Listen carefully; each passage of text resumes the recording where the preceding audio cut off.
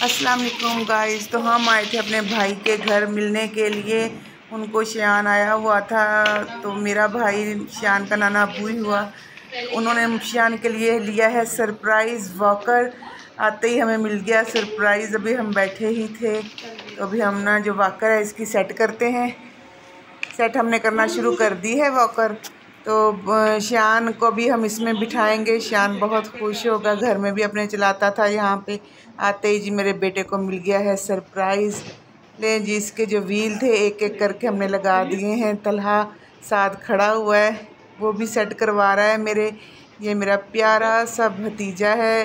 भतीजा कम बेटा ज़्यादा है। बहुत प्यारा है मुझे ये, अपनी जान से भी ज़्यादा मुझे अपने भतीजे प्यारे हैं। माशाल्लाह इनको अल्लाह में लंबी उम्र दे।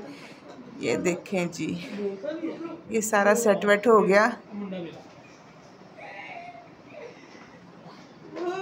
बिठाओ बिठाओ इसे।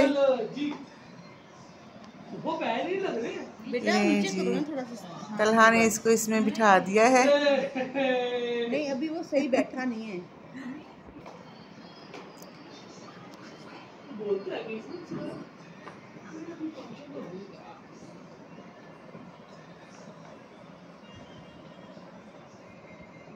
लें जी, अभी ये सेटिंग इसकी शुरू हो गई है फिर से।